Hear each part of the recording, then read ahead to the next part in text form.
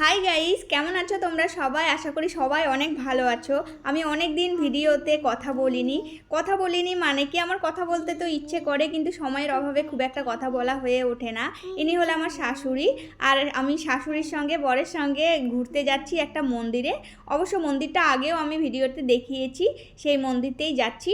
একে তো খুব ঠান্ডা পড়েছে ভুবনেশ্বরে, আর ঠান্ডার কারণে দিনও ছোট। আর ছোট দিনে এত যে ব্যস্ত থাকি, মানে ব্যস্তর জন্য আমি ভিডিওতে কথা বলতে পারি না, আর খুব একটা ভিডিও আমি ছাড়তে পারছি না। মানে ব্লগ বানানোর সময় খুব একটা হয়ে উঠছে না অনেক দিন পর পর, তাই আমি ব্লগটা ছাড়ছি। আর আমার শাশুড়িকে নিয়ে আমি একটা মন্দিরে যাচ্ছি। মন্দিরটা তোমরা আগেও দেখেছো।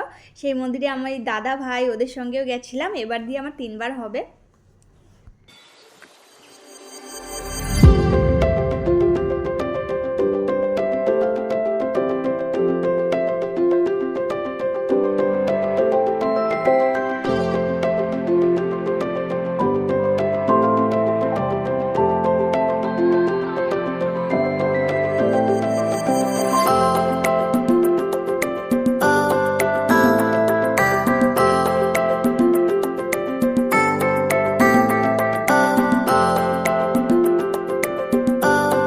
এটা হলো ধাওলিগিরি, মানে ধবলগিরি। এখানে আমরা আগেও এসেছিলাম। এবার দিয়ে আমার এখানে 3বার হলো আসা। এর আগের বার আমি শুধু বর আর বাচ্চার সঙ্গে এসেছিলাম, তারপরে এসেছিলাম আমার দাদা ভাইয়ের সঙ্গে, আর এবার এসেছি শাশুড়িকে নিয়ে মন্দিরটা দেখাতে। ধবলগিরি মানে শান্তি স্তূপ যাকে বলে। তো এখানে আমি যতবারই আসি ততবারই আমার খুব ভালো লাগে আর খুব শান্তি লাগে। জায়গাটা সত্যি খুব শান্তি। আর এটার হিস্টোরিক্যাল যে বিষয়টা রয়েছে, সেই বিষয়টা তো আমি এর আগের ভিডিওতে সব কিছু বলেও দিয়েছি, তাই এই ভিডিওতে আর বেশি কিছু বলছি না।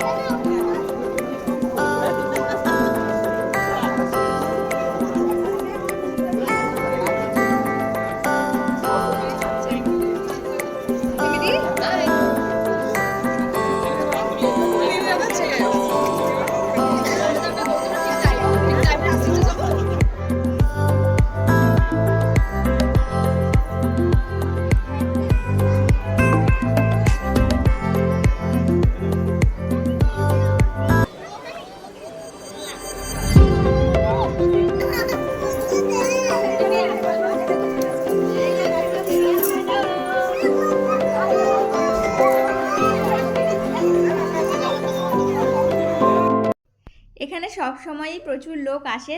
প্রত্যেক দিন 1000-এর উপর প্রায় লোক এখানে দর্শন করতে আসে শান্তি স্তূপে। আর পাশাপাশি শিব মন্দির রয়েছে। শিব মন্দিরে আজকে আমরা পুজোও দিয়েছি, আমি আর শাশুড়ি মা। তো পুজো দিয়ে আমরা এখানে শান্তি স্তূপে আবার এসেছি। পাশাপাশি যে শান্তি স্তূপ আর শিব মন্দির রয়েছে, তো দুটো একসঙ্গে আমাদের দর্শন করা হয়ে গেছে, ভালোই হয়েছে। শাশুড়ি মা এখানে এসে খুব খুশি হয়েছে। আপনারা ভিডিওতে মাকে দেখলেই বুঝতেই পারবেন কত মুখে স্মাইল। আর উনি তো বারবার আমাকে বলছে এখানে ওখানে ফটো তুলে দিতে, তো আমি ফটো তুলে দিচ্ছিলাম। আর আমার একটা যে ব্লগ করতে হবে তার জন্য কিছু ভিডিও শ্যুট করে নিয়েছি। আর আমার ভিডিও তো যেহেতু আমি নিজেই করি, তাই আমার মুখটা খুব কমই দেখা যাবে এই ভিডিওতে, আর আমার বাইরের দৃশ্যগুলো বেশি দেখা যাবে।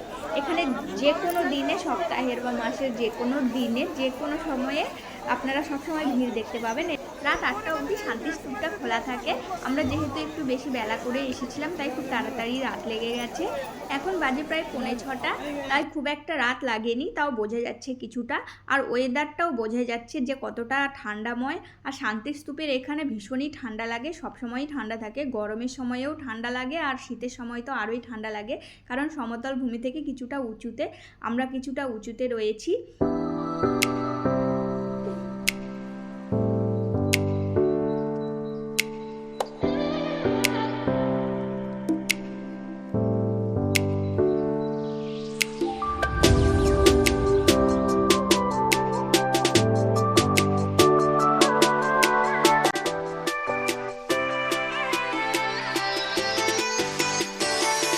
এই শান্তি স্তূপের বিষয়ে অনেক বড় একটা হিস্টোরিক্যাল বিষয় রয়েছে, যেটা আমি আগের ভিডিওতে বলেছি, তাই এখানে খুব একটা আমি বলিনি। আর এটা হলো সেই নদী যেখানে লাখ লাখ মানুষের মৃত্যুর কারণে নদীর জল পুরো লাল হয়ে গেছিলো।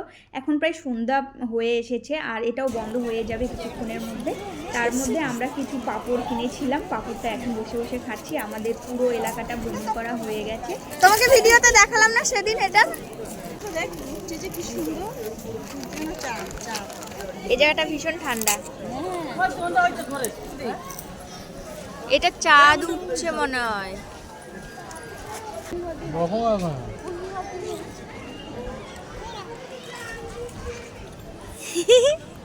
খাওয়াচ্ছে আমাকে আমার মেয়ে।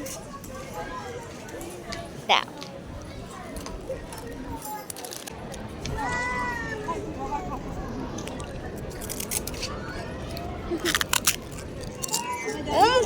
না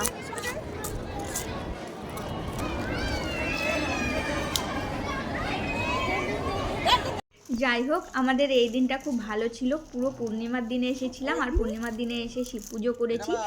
আর ফেরার পথে আমরা কিছু লাড্ডু, কিশমিশ আর বাদাম আর আমসত্ত্ব কিনে নিয়ে বাড়ি ফিরছি। আমসত্ত্বটা বেশ খেতে ভালো, এখানে পাওয়া যায় ঝাল ঝাল টাইপের আমসত্ত্ব। তো এখানে আমসত্ত্বটা আমি কিনে নিয়েছি আর শাশুড়ি মা এখানে কিনছেন বাদাম। তারপরে এসেছি শিব মন্দিরটায় কিন্তু আমরা আগেই পুজো দিয়ে এসেছি, তো তখন ভিডিওটা তুলতে পারিনি কারণ আমরা পুজো দিচ্ছিলাম আর পুজোর ভিডিও কে তুলবে। তো ফেরার পথে আমি শিব মন্দিরটা একটু এক ঝলক দেখিয়ে দিলাম তোমাদেরকে। তোর মা দেখলে আমাকে যা যা যা মাকে দে, যা যা মাকে দে, যা হাসি আবার। তো আমাদের দিনটা খুব ভালোই কেটেছে আর আজকে ভিডিওটা আমি এখানেই শেষ করছি। নেক্সট দিন আবার নতুন কোনো ভিডিওতে দেখা হবে। আর আমি যদি কথা বলতে নাও পারি তোমরা প্লিজ আমার ভিডিওটা দেখে নিও, কারণ সময়ের অভাবে আমি খুব একটা কথা বলতে পারি না। আর আজকের ভিডিওটা এখানেই শেষ করছি। ভালো থাকবেন, নেক্সট দিন আবার দেখা হবে। Tata, bye bye.